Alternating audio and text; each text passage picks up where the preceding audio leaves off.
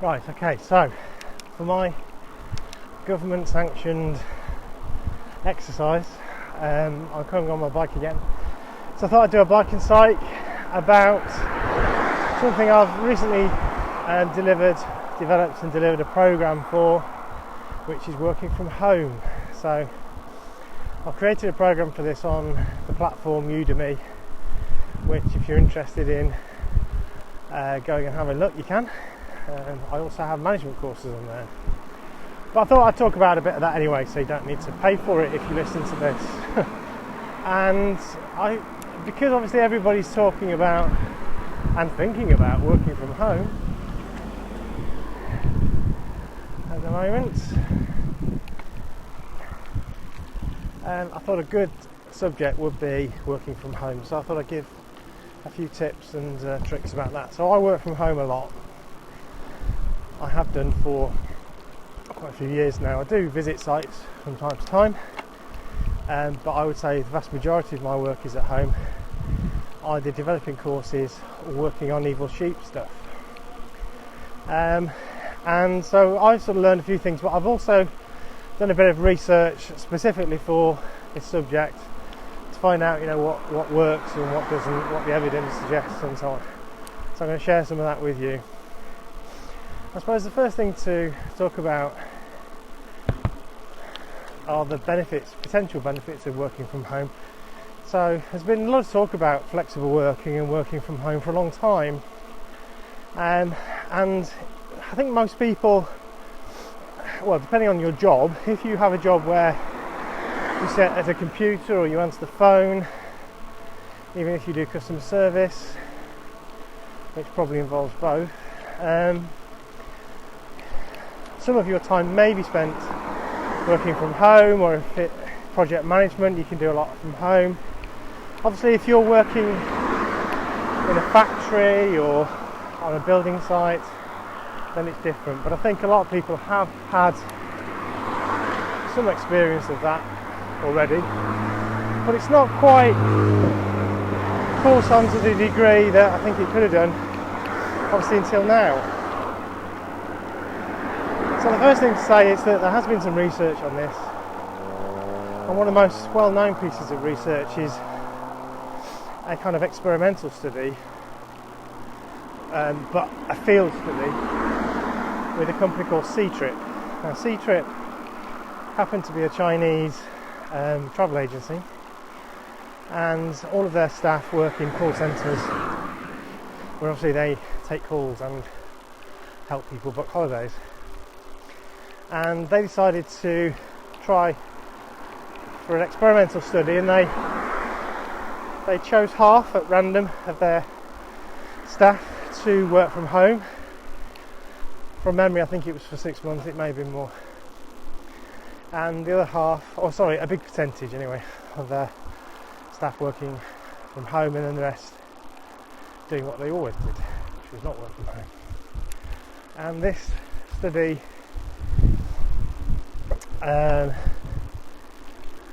found that the group that worked from home, that group were 13.5% more productive than the group who didn't work from home.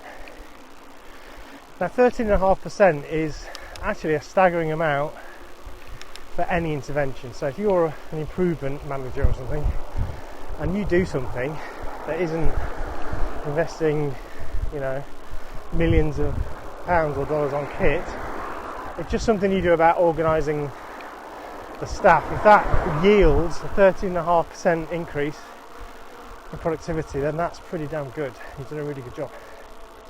So that's a kind of staggering result, and it's been talked about a lot. They found that a third of that was basically down to fewer distractions. So one of them, I suppose, myths potentially working from home is that people have too many distractions at home, but they found the opposite in this study. But working from home, you had fewer distractions.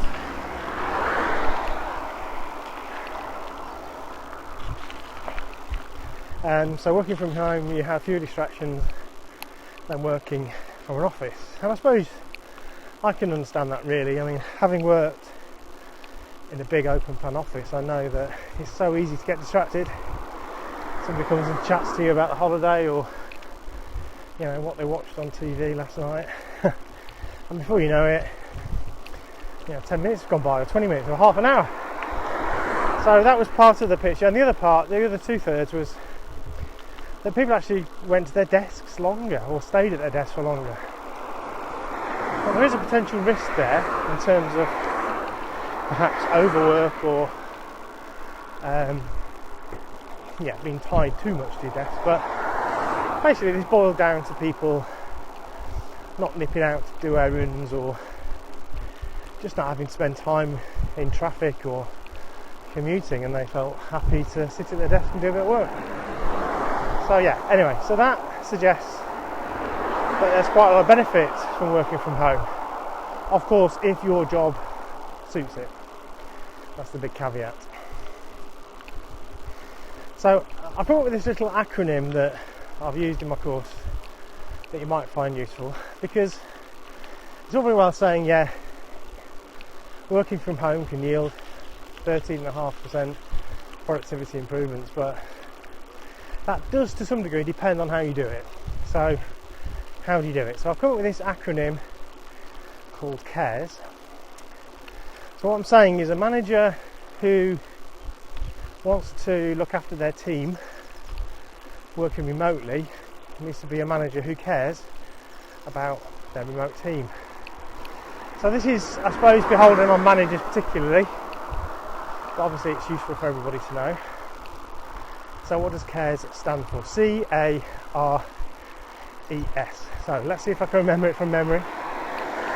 So C stands for communication. So if you're going to work from home, or if you're going to have a team working remotely, then it's probably pretty obvious that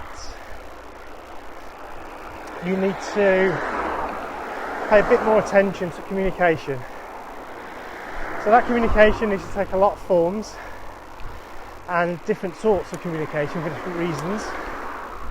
But basically it means think about how you're going to communicate, how you're going to plan your communication, how you're going to make sure it happens.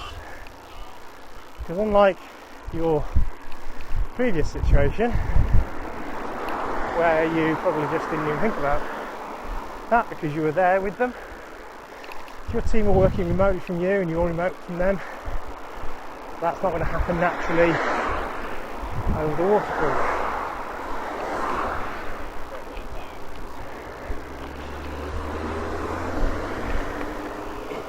So my recommendation is to plan communication. If you're not very good at doing one-to-ones, get better at it. If you're not very good at doing team meetings, think about how you can do team meetings remotely. If you're not very good at appraisals or performance reviews, or whatever strand of regular discussion about performance takes, whatever form it takes, you better get better at it, because you can't quite get away with just kind of bumping into somebody and asking them if everything's okay. So, communication. The A stands for agreed norms. So this is particularly appropriate if you're in a team, or you're a manager of a team who are not used to working from home or remotely. And if you're not used to that, then there will be very few norms. What do I mean by a norm? Well, a norm is a sort of accepted set of behaviours, the way things are done. So we all have norms. There'll be norms around what time you get in, how long you take for breaks. Sometimes that'll be written down. Other times it'll just be an accepted norm. Good example, how does the tea run work? So in an office I worked in a help desk, and everyone was kind of expected to make a cup of tea for everybody, or coffee, at least once during the day. They go to the machine, take the order, go to the machine, and get everyone a drink. That wasn't part of the rules, it just was something that we did because it was a norm. New person start, hey new person, what we do here is, and there's a whole set of those that need to be kind of agreed. Now some of those will just develop, but I think it's important for you, if you are the manager, or if you're not the manager but have some strong opinions, then it's a good idea to start discussing some of those norms and think about what they should be. If you are a manager, I would certainly recommend that you talk to your team about what those norms should be. Okay, so that's agree norms. So that's the C, that's the A. Communication, agree norms. What's the R? The R stands for routine. Routine and schedule. So in the office, you will have had a routine. Again, it could be that people are expected to come in at a certain time, go to lunch at a certain time, maybe they're staggered. So there's a routine. You might have a morning meeting every morning, you might have a weekly meeting, or a set of other meetings. So you'll have a set of norms. So you'll have a routine, I should say. And that routine is kind of useful because everybody knows what those fixed points are and they can arrange other things around them. It also, for many people, it does as good to have that routine. Now, there is an element of individual differences here, so perhaps not everyone loves a routine quite so much, but generally some routine, some schedule is considered to be good both in productivity terms and indeed psychologically.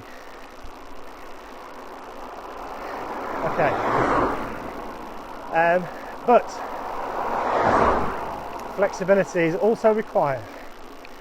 So whilst the routine is good, trying to dictate as strict a regime as you might have had at work, or in the office I should say,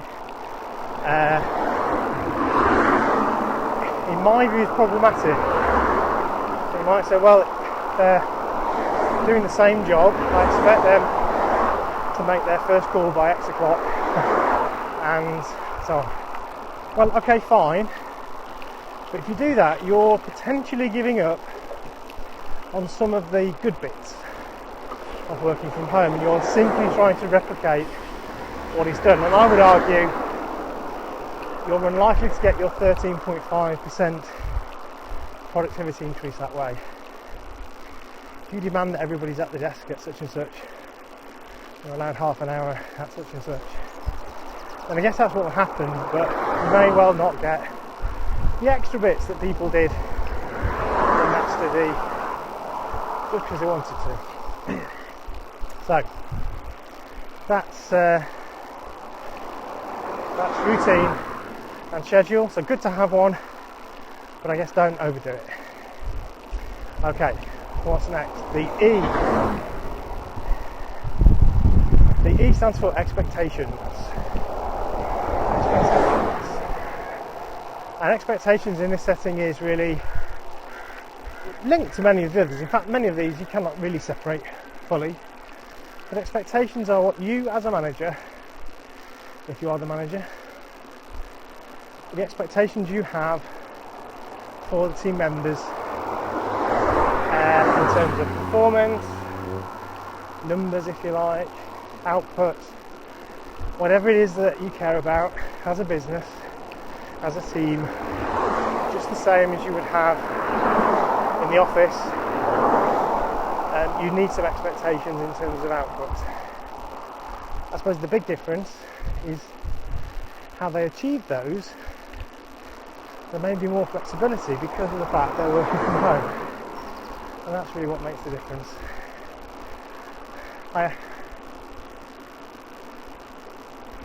Okay, that's the E then, clear expectations, smart goals, goals that are clear, specific, measurable, achievable, relevant, time bound, have goals. Okay, we're on to our final letter of the acronym CARES, and that's S, and that is support. So if you're a manager, your team are suddenly working from home, or even if they've done it before, it's easy to forget that they need support, and especially at this time where many of us are in lockdown. There's lots of horrible news on TV, frightening stuff. Of course it's frightening for everyone, you included, but your team, if you are a manager, need some support. And I would argue that actually that goes both ways. Of course not everybody listening to this, Psych and Psych, is a manager, but if you think about CARES, a lot of it applies to all of us really, whether we're a manager or not. So that's the principle of working from home. CARES, communicate, agree norms, routine and schedule, set clear expectations, and support. And if you do that, then you've got a good chance of making it work. You might get your 13.5% increased productivity that way. What else can we talk about? So one of the factors that I think is useful to think about is mental health, working from home, and some of the risks. So one of the risks are this boundary crossing between home and work. So if you do work from home, you probably realise that sometimes it's difficult to switch off because your workplace is the same as your relaxing place. So a couple of tips there: if you can, have a separate area. That might be difficult if you've got the whole family at home, but if you can have a separate area where this is your workspace, and once you leave your workspace, you know, even if you only put a few feet between you and it, then you're done with work. If you can, switch off your mobile phone, your work phone. Don't check your emails. Don't make work exactly the same as home. That's kind of dangerous. So that's one little tip. It's common sense in many ways, but it's easy to get that wrong. I've done that myself and continue to have to struggle with that. It's obviously evil sheep is me and my daughter Celine, and especially as we're on lockdown at the moment, Celine lives with us, so we're all together pretty much all the time, certainly me and Celine are. And of course we talk to each other about work a lot, so there are dangers there. Another element that I think relates to mental health is this thought about rumination. So if you've heard about cows ruminating in the field, when they seem to be chewing on something for a long time, obviously they've eaten grass and then they will regurgitate it and chew it some more. It sounds pretty disgusting, but it's part of their process for nutrition. But this word rumination has come to mean we can mentally ruminate as well, and I think for some of us it's easy to mentally ruminate, and working from home there's more opportunity to do that because you don't get the chance to clear that thing up. So maybe you've had a meeting on Zoom or something, somebody said something that you thought was a little bit off, and before you know it you're sort of thinking about it, you're dwelling on that comment that she made or he made, and it just keeps niggling away, and you think about it before you go to bed, and you wake up in the middle of the night, you're thinking about it, and you wake up and you're thinking about it. And 9 times out of 10, when you when you ask the question, or if you go back into the office, you find there's nothing going on there, but you ruminated on it. Or if there was something, it was kind of easily solvable, but you ruminated on it, and the rumination is worse than the event itself. Working from home or working remotely, so much more chance to ruminate because you're not able to perhaps bump into somebody and just say, okay, sorry if I upset you, or I just wanted to ask you about such and such. and you feel like you're going to make more of an effort to sort it out, and that feels a bit uncomfortable, hence the rumination. So rumination is generally considered to be a very bad thing for us. I take it from a Olympic level ruminator, is that a word? It's not good for us, so don't do that. One of the things that we can do to avoid that goes back to our C of cares, is to communicate and have opportunities to catch up with each other when there is not necessarily a clear reason for the meeting. Now this cuts across general meeting advice, which I think still applies to meetings. So let's not call it a meeting, let's call it a catch-up, just a chance to chat to somebody, because that is part of what we normally do in a social environment, and because we can't do that so easily, we have to make a bit more of an effort. So whilst formal meetings should have a clear reason why, smart goal, agenda, all of that, I recommend there's times to just have a catch up with somebody. Let's have a catch up. You might not even talk about work for some of that time, or all of that time. It might be just wanting to catch up. How's the family doing? How's it going with you? And so on. And I suppose the final bit I want to talk about is to do with more general mental health at work, thinking about some of the models. So there's a model called Job Demands Resource Model, and I'll put the authors of these theories on the screen and on the description below. So the job demands resource model basically says that for us to manage our mental health, there's this balance really, and the balance is related to, we have demands at work. Our job demands stuff of us. We have demands from customers, we have demands from our managers, from the job itself, demands we might place on us. And then we have these resources, internal resources, that I guess hopefully balance out those demands. And those resources are partly our own strength, if you like, resilience, if you like. It could also be the support that we have from our manager. It could be skills, it could be abilities, it could be knowledge. So really it's about trying to find a balance for these to combat, I suppose, the demands that are placed upon us. If you sense that you're lacking in some of those resources, or your resources are depleted for some reason, that could be because of stress or because of other things that are happening, then you need to seek help. And that help could be from your manager or another team member, or it could be a coach or somebody that you can ask for help, and that helps you to balance that out. There are more complex models, but I think that's quite an easy one to talk about without having to get diagrams out, and it kind of makes sense. So I guess that's all I'm going to talk about working from home. I hope that's been useful. It's part of a course, as I said, that I've developed. If you want to know more, get in touch. The other thing I want to say is please subscribe to the channel.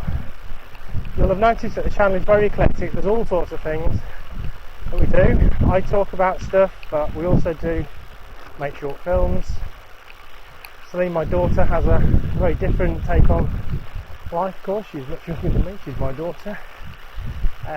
So she's coming at things from a different perspective. So it'd be great if you subscribed. Please like if you like, and also comment. It'd be great to talk to you about some of these things we're doing. Thanks again, and stay safe.